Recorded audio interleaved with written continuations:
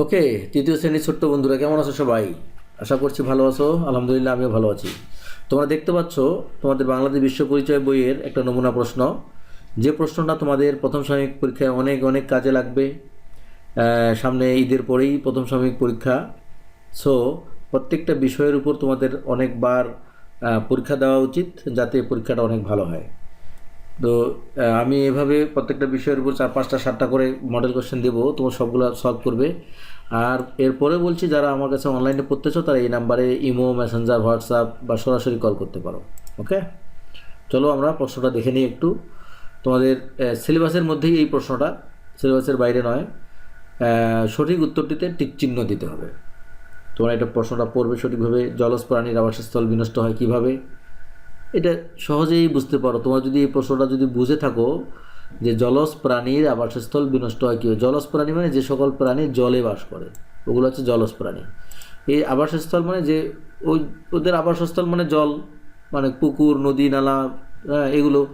এই এই আবাসস্থলটা বিনষ্ট কেমন করে হয়, এটা যদি আমরা বুঝে থাকি, পাহাড় কেটে হয়, গাছপালা কাটলে হয়, জলাশয় ভরাট করলে হয়, না রাস্তাঘাট নির্মাণ করলে হয়?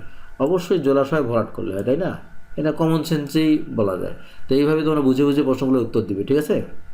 সমাজে নানা পরিবার বসবাস করে কিভাবে, এই যে দেখো এখানে বিবাদ করে তো করে না, বিচ্ছিন্নভাবে করে না, প্রতিযোগিতামূলক করে না, মিলে মিশিয়ে বসবাস করে, তাই না?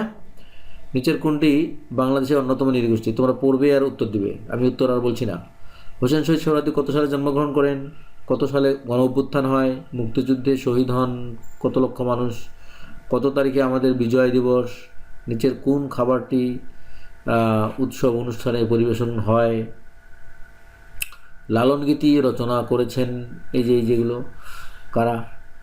ভাষাকে আমাদের সংস্কৃতির কি হিসেবে বিবেচনা করা হয়? এরপরে আসবে সঠিক শব্দ দিয়ে শূন্যস্থান পূরণ, ঠিক আছে? এখানে শূন্যস্থানে বিভিন্ন অঞ্চলের গান আমাদের ড্যাশ ছুঁয়ে যায়। কী ছুঁয়ে যায় বলো দেখি? মন ছুঁয়ে যায়, হৃদয় ছুঁয়ে যায়, এরকম হতে পারে। তো এগুলো পড়বে আর সঠিক একটা শব্দ বাছাই করে লিখবে। শুদ্ধ অশুদ্ধ নির্ণয় করো। পাকিস্তানের জনসংখ্যার বেশিরভাগ লোকই ছিল পাঞ্জাবি। তোমরা এটা পড়ে নেবে, এই অংশটা, এই চ্যাপ্টারটা পড়ে নিলে এটা বুঝতে পারবে। এরপরে ডান বাম মিল করবে। মা বাবা ও ভাই বোন নিয়ে গঠিত হয়, কি গঠিত হয় বলো তো? পরিবার হয় গঠিত, পরিবার, তাই না? ছেলে ও মেয়ের রয়েছে, কি রয়েছে এখানে দেখো। হ্যাঁ, কোনটা হবে? যেটা হবে সেটাতে তোমার মিলাবে। এরপরে সংক্ষিপ্ত প্রশ্নের উত্তর, এই এই প্রশ্নগুলোর উত্তর সংক্ষেপে দিবে, ঠিক আছে? তারপরে 6 নম্বরটা কী হচ্ছে? যে কোনো 4টা প্রশ্নের উত্তর দিতে হবে। যে কোনো 4টা প্রশ্ন, এখানে মোট 6টা প্রশ্ন আছে, 4টা। এই উত্তরগুলো একটু বড় সড়ো হবে, কারণ এখানে নাম্বার দেওয়া আছে 8, ঠিক আছে? 8 নাম্বার যেহেতু, সেহেতু একটু বড় সড়ো করে লিখবে, তবে মানায় লিখবে, নিজে বুঝে লিখবে। সাহিত্যটা তোমরা যদি ভালো করে পড়ো, তাহলে এই সকল প্রশ্ন কোনো ব্যাপার না, ঠিক আছে? এই প্রশ্নগুলো খুব সহজেই উত্তর দিতে পারবে। তো ইনশাল্লাহ এটা এই প্রশ্নটা ভালো করে সলভ করো এবং অপেক্ষা করো পরবর্তী প্রত্যেকটা বিষয়ের নমুনা প্রশ্নের জন্য। আল্লাহ হাফেজ।